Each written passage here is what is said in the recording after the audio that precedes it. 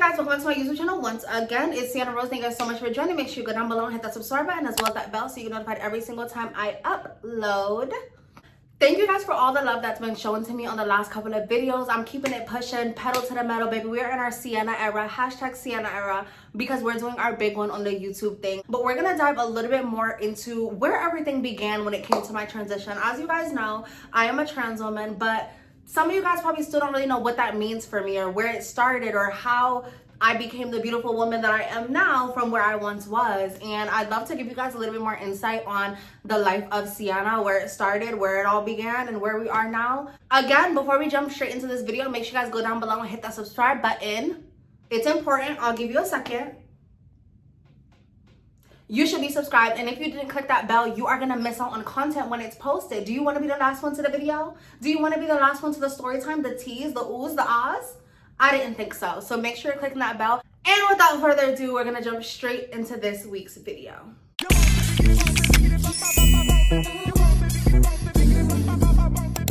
so a question that I get asked very, very often is, how did transitioning happen for me? When did it start? When did I start realizing that I was in the wrong body? When did I realize that I didn't feel like myself? When did I realize that I wasn't who I thought I was almost?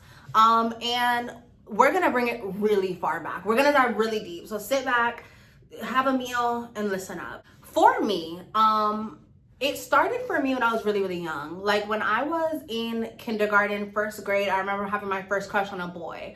And it was so funny because when I had that first crush, like I was always very hyper feminine. I was always very girly. I always had a very high pitched voice. So I always got comments on how girly I was or how feminine I was or how high my voice was since as young as first grade. I remember in first grade having my first crush, and it was this boy named Miguel, and that was my best friend in first grade. Recess, we were together. Lunchtime, we were together. Like whenever we had time to just do stuff and hang out, you know, as a kid, we did stuff together.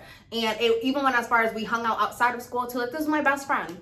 And there was this one time where we were in the cafeteria and somebody took that as a moment to make fun of me and be like, oh, that's your boyfriend, that's your boyfriend, that's your boyfriend. And I'm like, no, it's not, no, it's not. But in my head, I'm like, yes, it is, yes, it is, yes, it is, yes, it is. And that really is like my first core memory that I have of having a crush on a boy. And I didn't really think anything of it. I feel like I've always known who I was, even starting that young. I mean, I didn't know that I was gonna be the bad bitch that I am today, but I did know that there was something different about me. So much so, it went as far as like when I was younger, I would, do y'all remember Maury or like, was it Jerry Springer or something? They would bring trans women out and be like, guess who's the man or woman, man or she-male, guess. And they would be like, man, like in the crowd and stuff like that. There was this one core memory that I have of my cousin Indira, and we were in the living room. I was visiting in Florida, and that was on the TV. And she looks at me and she goes, that's gonna be you. That's gonna be you. But she was using it as a way of like making fun of me, really, which caused me to be very defensive. Like, girl, no, it's not. Like, look at them. Like, no, like, girl, that could never be me. That could never be me. And because I was getting bullied about it so young on in my early life, like even 4th grade, 5th grade, I had moved to a bunch of different schools, and my femininity was always something that people would make fun of me for. It was always something that I was getting bullied for, really. I never really fit in with the guys. I didn't like doing the boys stuff. I didn't like when they would split up the boys and the girls in gym and I would have to be with the boys, because then it would be like, ugh, like I don't belong on the same side as you guys. Like, this just it's not for me, you know? My dad put me in football really young, and he would literally pay me to get the ball. Like, because I would be giving, girl, hike, strike, foul, touch that, girl, I guess, mistake. I was on the side paying it. And he would literally pay me like, oh, if you get the ball, I'll give you $25. If you get the ball, I'll give you $10. If you get the ball, I'll give you, you know what I'm saying? Like, he was giving me like incentives to want to play football. Early on in my life too, I did taekwondo. I did taekwondo, God, not even to brag, and people don't know this about me. I did taekwondo for 7 years. So I was really good. I did taekwondo for 7 years, and then I switched to a different mixed martial arts form called Ishinru, which again, I was really, really good. And when I was in those martial arts styles, I was very keen on my flexibility. I have pictures of me to this day of me in my Taekwondo class. I believe I had a yellow belt on, and I'm leg up, literally to my face, up against the wall, leg just fully shot up. And I would always like jump into splits, and like along with me just being a badass, like, and wanting to be a ninja and doing my big one in Taekwondo, I was always very flaunting of my flexibility. I wanted to do gymnastics. I wanted to do cheerleading, which I never spoke about out loud. And yeah, I was just always very much more drawn to the girly things. I always wanted to be with my girl cousins. I wanted to do the girl stuff, you know? And I didn't realize that there was anything wrong with that for most of my life growing up, that there was anything wrong with me wanting to be doing the girl stuff, up until, I guess I would say there was this one occurrence where I asked my dad to get me a Bratz doll. And I wanted a Bratz doll so bad. My cousins had Bratz dolls. Bratz dolls were like super duper popular on this time. I just wanted a Bratz doll. All the girls had Bratz dolls. I need my Bratz doll. And he had took me to Toys R Us, not knowing what a Bratz doll was at the time. He had took me to Toys R Us to go get my Bratz doll. When he had seen what the Bratz doll were, he was like, no, like, you're not getting one of these. Those are for girls. I'm like, can I get a boy one? Can I get a boy Bratz? Like, if anything, like, can I just get like a boy one? Like, please. Like, I just really wanted a Bratz. And he let me know that he was not getting me a Bratz doll because that was a girl toy. And that was kind of when I realized, like, wait, like, there's girl and boy stuff, like, items, like, you know. Up until then, I was so innocent to the thought that anything was for boys or this was for girls, because in my head what I wanted was just what I wanted and what I liked, you know. And it wasn't like I only liked girl toys. I liked boy toys too. I liked cars. Growing up, I liked trains. I had like a bunch of little like toys where you would like press on the thing and the cars would drive themselves. I had race tracks. Like, I was never only into girl toys, but that was something that interested me a lot. As I got older and I realized that I was accepting the fact that I liked guys, or that I was attracted to boys, I first came out in 8th grade as bisexual, and I felt like that was the perfect time because all of the girls, y'all know, all the girls had their era of time where they was bisexual. All the girls had their time where now I'm bisexual, I like girls, you know. So I was like, girl, well, all the girls are saying they're bisexual, bitch, me too, bitch, because I know you know. So I gave, yeah, I'm bisexual. Nobody really gave a fuck. Nobody really cared. I had my first boyfriend in 8th grade. His name was Brandon. And it was so funny because thinking back on it, that boy did not like me. He was a white boy in another class and he did not like me. Like, I feel like just because I was at the time the gay boy in the class and he was the gay boy in the class, it just was destined that we were supposed to intermingle in some way, shape, or form, and we went with it. Like, it was Valentine's Day and they were giving out candy grams and he sent me one, I sent him one, and the rest is history. And from there, everybody, I was out, you know, which was to no surprise because I was so hyper feminine, you know. It wasn't any surprise. So fast forward to 9th grade, 10th grade, I was still very feminine, but I was just a boy coming into myself, really. 11th grade is when I started to experiment with makeup, and I didn't really know at the time that I was trying so hard to find myself. Like, I was trying so hard by dyeing my hair a bunch of different colors, by experimenting with different clothing, like aesthetics, by trying so many different things just to figure out what felt the most like me. I went through a phase where I dyed my hair every color of the sun: blue, green, pink, yellow, red,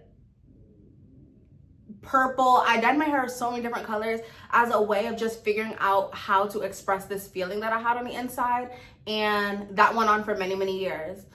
From when I was in 11th grade, I was experimenting with makeup, and to this day my dad doesn't know this, but I would literally in the morning put on a full beat of makeup before school, and he would drive me to school and I would put my hood on, and I would have my hood on, and I would be fucking looking out the window with my hood on like this, hoping that he don't say anything to me, because it was like a 3-minute drive to school, hoping he doesn't say anything to me, and realize that I have makeup on before I go into school. Risky. Once I realized that that was a little bit too risky, I decided to then start doing my makeup at school in the morning before my dance class. Again, like, I was always into the finer, girlier things in life. Like, I was a dancer. I did ballet, contemporary, modern, lyrical, jazz, all of that. Like, I was one of the few boys in the performing arts program. Very good, might I say. And that felt the most like myself that I can say at that time that I felt like was when I was dancing. And I feel like that's when I began such a passion for dance, because that was the one time where I felt like this is the intersection between who I am and my expression. That was the intersection of there is no boy or girl here. This is just dance. This is just the chance to express myself in the way that feels the most authentic. It didn't matter who I was off this floor. Once I'm on this floor and dancing, I'm just me, and I'm just the moves, and I'm just the flow that I feel in my body at that moment, whether it be a split or whether it be a grand jeté or whether it be a leap or whether it be a whatever it may be. That's just all that it was, which is why I gravitated so heavily to dance. Oh wait, I left something out. Bring it back to when I was 13 years old, and I had a best friend named Valerie, and she was like a more masculine presenting girl, and we were very connected in just the way that she was more of a masculine girl and I was more of a feminine presenting guy at the time. So we just kind of clicked in that way. Like, bitch, they don't get you, bitch, they don't get me. No shade. We're in this together. And there were times when we were 13, 14 years old where we would dress up. And I remember my older sister, Shaquilla, she doesn't know this, but she might watch this. But I would put on her clothes when she wasn't there. I would put on her bra that was entirely too big to even fit my little body at the time.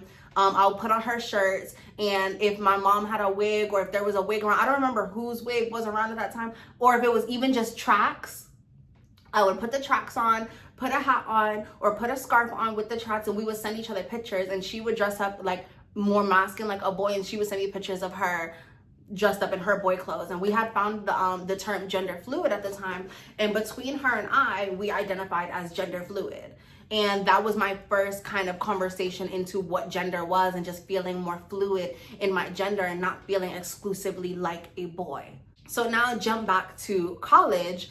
That was back to me trying to experiment, wearing different hairstyles, doing different hair colors, dressing differently, trying to figure out what felt the most like me again, like what felt true to who I was on the inside. Fast forward even further to now COVID. Once COVID struck, and as I'm sure it changed a lot of people's lives, it changed my life as well. I was in college at the time, and I had gotten taken out of my school because of COVID and stuff. We got sent home. During that time, I got really heavily into this app called Bigo. I'm not sure if you guys are familiar with it, but it's a lot. I'm sorry, my plucking is sitting right now. It's a live streaming app where at the time it was majority LGBT people on there. So everybody was just live streaming. Everyone didn't have anything to do. It was COVID time. Everybody was home. At that time, my sister was living with us named Jasnay, and she had a wig. And one night she wasn't there, and I put the wig on, and I was looking at myself in the mirror, and that was the first time I can say where I looked at myself, and I'm like, damn, you are really pretty.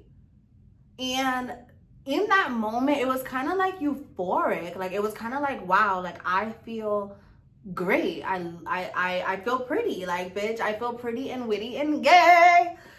And I pity any girl in the world that's not me. And in that moment of me putting on that wig and looking at myself in the mirror, I felt great. I felt amazing. When nighttime would come, I would put on that wig and I would go on the live streaming at Bigo, which wasn't crazy because there was a lot of LGBT people on the app. There was a lot of trans women and boys that just dressed up, and there was every expression under the book at the time. They didn't know if I was a trans girl, if I was real fish, and meaning if I was biologically born woman.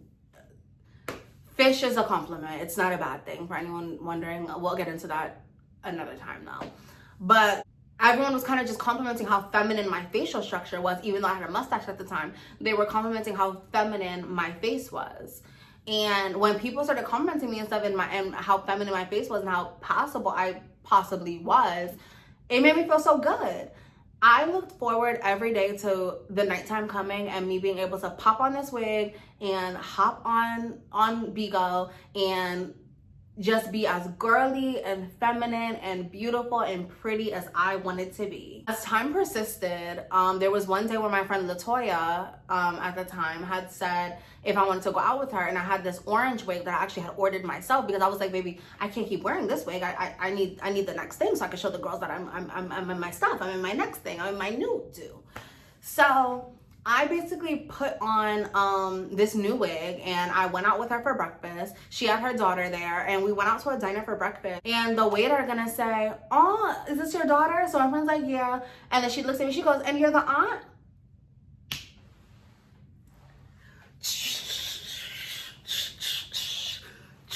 Bitch, when I say I felt cunt, bitch, I almost started emoting in that moment, bitch. When I tell you, bitch, I started feeling the cunt powers coming into my body. Because at that time, I was just a gay boy in a wig. She gave, oh, you're the aunt. Bitch, from that moment, bitch, I never took a wig off. And I wish I was joking. Bitch, from that moment where I gave, oh, so I could, and they're not gonna, oh. From that moment, I never took a wig off.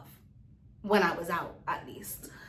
From that moment, everything kind of changed for me. My father had moved to Florida at the time. My mom, I wasn't really too worried about what my mom was gonna think about it, because it just became the thing for me. Like, it didn't really concern me what anyone else was gonna think, because for the first time in my life, I want to say, I felt like, bitch, this is who I am. Like, this is who I'm supposed to be. I felt seen. I felt pretty. Like, I just felt like the girl. That leads me to many, many months later of debating and being like, no, I'm just a pretty boy. I'm just a pretty boy. That led me many, many months later to my transition, which I had debated it for so long. I didn't know if I wanted to start or if I didn't want to start. I didn't know if transitioning was going to be the right choice for me or if it was actually how I felt inside. I didn't know if I was just letting the pretty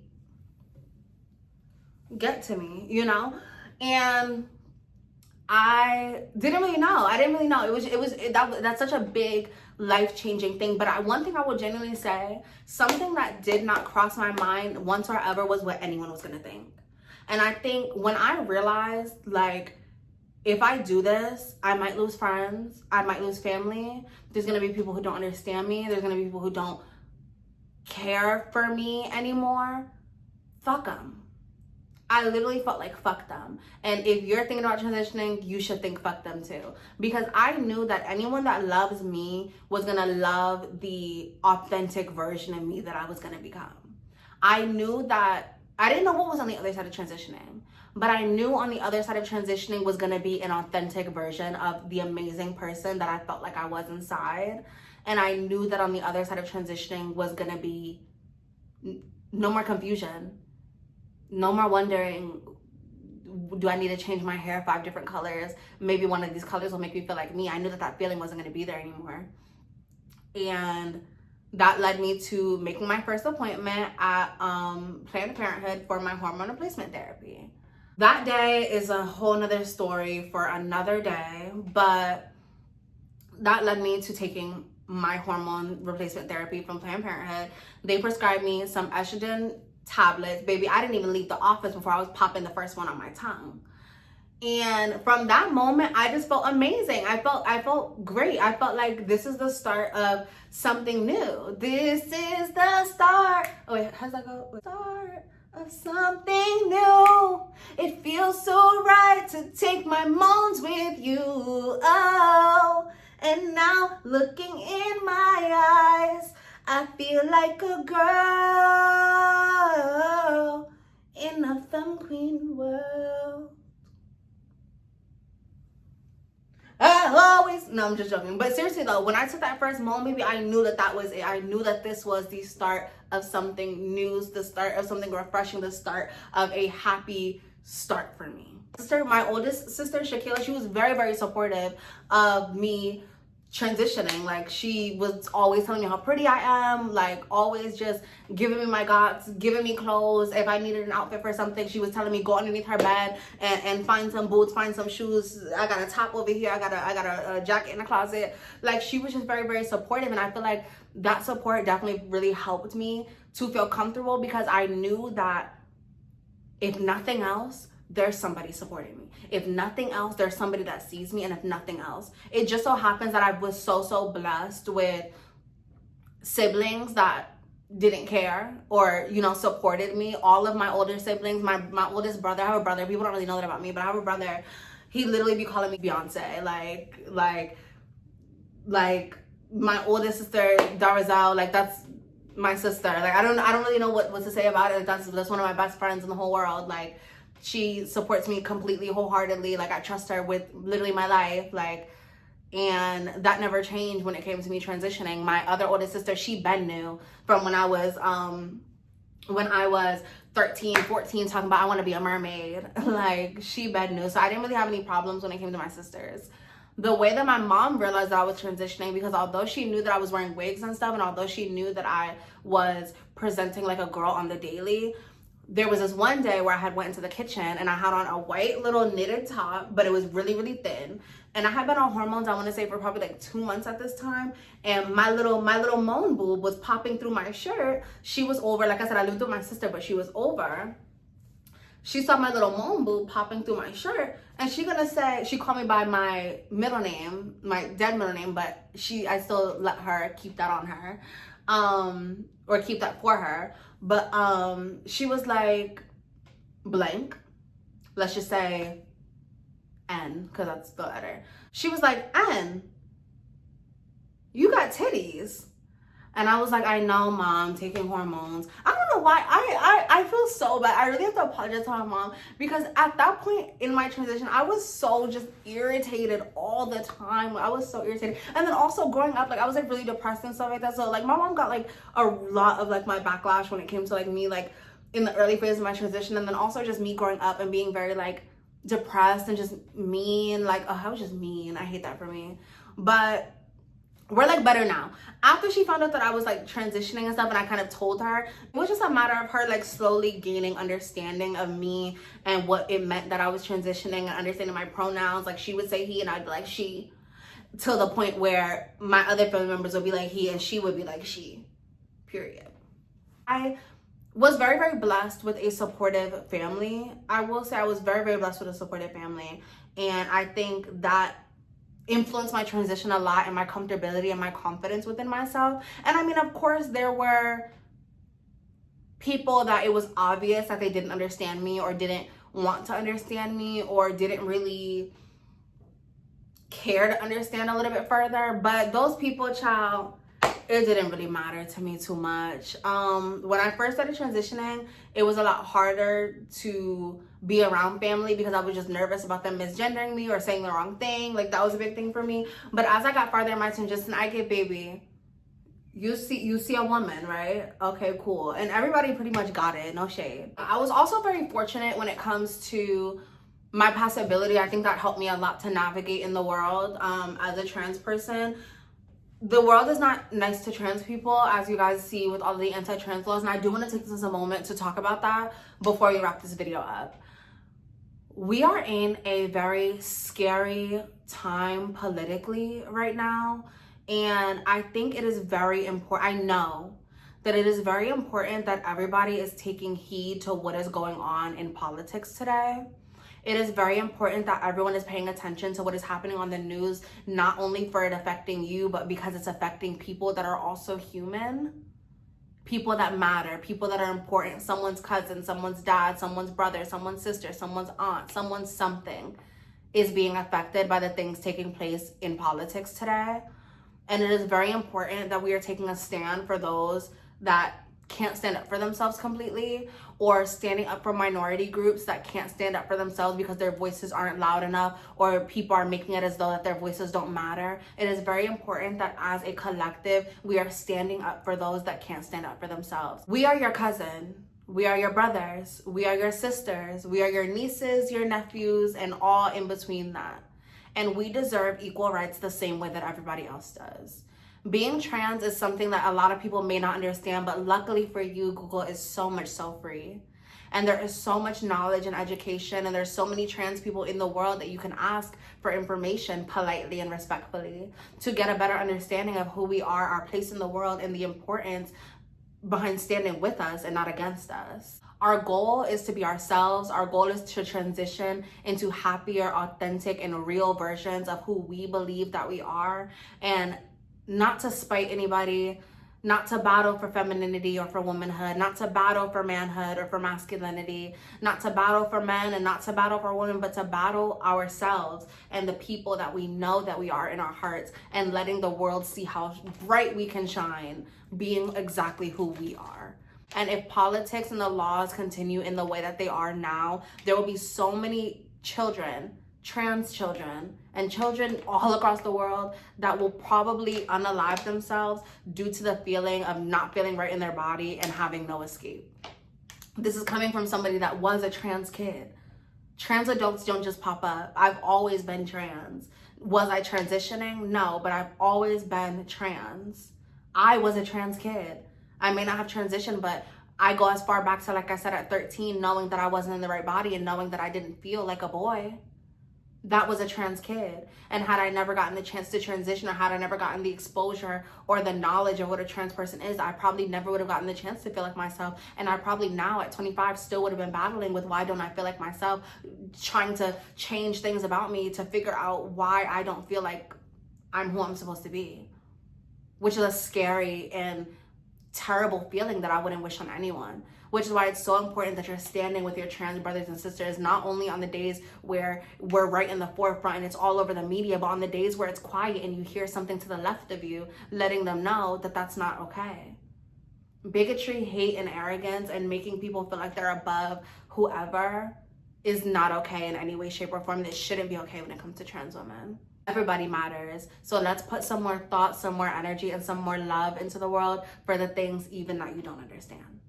Okay, you guys, now that we got all the heartfelt, heavy stuff out the way, I do want to thank you guys so much again just for joining me, for listening to my story. If anything in this video touched you or made you think or gave you a new perspective on something, I would really love to hear it in the comments. I read all of my comments. I see every single comment. I try my very best to reply to all the comments. So let's keep the conversation going, because I would love to hear you guys' thoughts. I would love to hear if I changed some perspective or gave you some insight on what it means to be trans or the life of a trans person. And I will continue to do so on this channel, where I give you guys some more insight on the life of Cienna Rose. Once again, before we wrap this up, make sure you guys are liking, subscribing, commenting, and hitting that bell so you get notified every single time I upload. Here's the emoji for everyone that got the notification and came from the notification. And if you want to be a part of the It Girl Club, It Boy Club, the It People Club, make sure you are hitting that bell as well.